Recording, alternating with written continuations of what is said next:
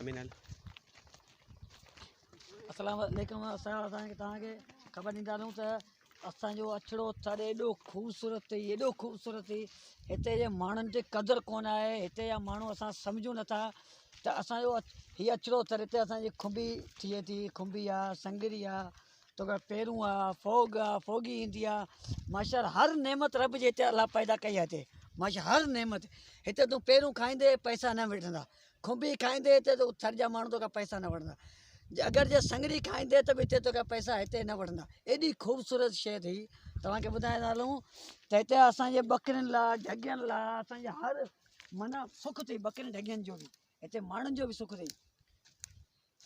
हे तव्हांखे फोग ॾसींदा हलूं। हीअ फोग अथई, हीअ खिप अथई, हीअ खिप माशाअल्लाह हीअ असां पंहिंजे चवरनि मथां ॾेई पंहिंजी छां ठाहींदा आहियूं। माण्हू कराची में वॾा बंगला ठाहींदा आहिनि।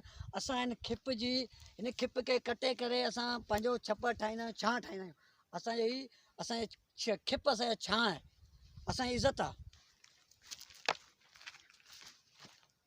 हीअ असांजो थर जो ॿू अथई, हीअ असांजो थर जो ॿू आहे। माशाअल्लाह माल बि खाईंदो आहे हिन में।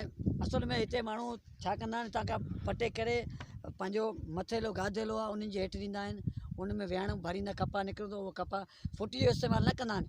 हीअ कपा हिन जो ई इस्तेमालु कंदा आहिनि। तव्हांखे ॿुधायां हीअ कपा, हीअ जेको आहे कपा, हीअ कपा असांजो बाक़ाइदे सोड़ियुनि में कमु ईंदो आहे। सोड़ियुनि में हंधि विछराइण में। तव्हां हिते ॿियो बि तव्हां हिते असांजो हर अलाह नेमत पैदा कई। हीअ असांजो थर अहिड़ो अथई माशाअल्लाह ख़ूबसूरत थर अथई।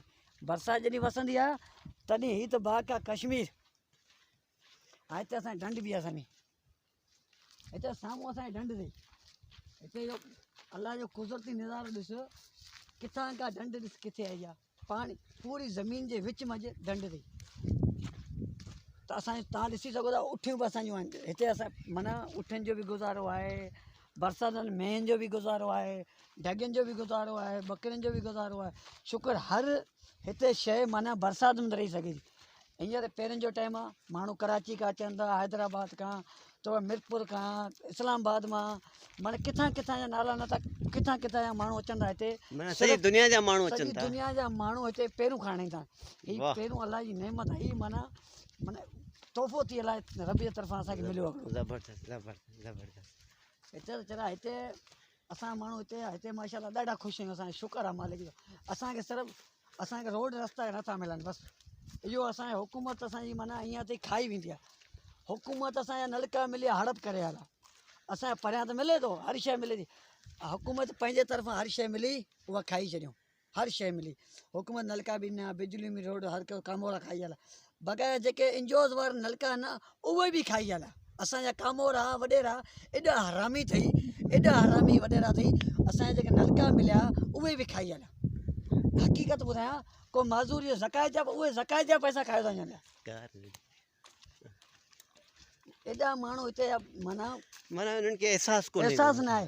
माज़ूर माण्हू जो पैसो खाई वेंदा आहिनि, नलकनि जो पैसो खाई वेंदा आहिनि, ज़कायत खाते जो पैसो खाईंदा आहिनि, हर पैसो खाईंदा आहिनि। जे अगरि जो उहो पैसो असांजे हिते मुल्क जे पाणी रोड मिले, रस्तो मिले त हिते हली किथां किथां जा माण्हू हिते अची हिते घुमण जे लाइ हिते अची राति रहनि। बहरहाल उहा असां वटि हिते क़दुरु कोन आहे हिन माण्हुनि खे। हिते जा माण्हू एॾा खाऊ अथई। असल में तो ॿुधायां हिते असांजा वॾेरा जेके आहिनि उहे असांजा खाऊ अथई।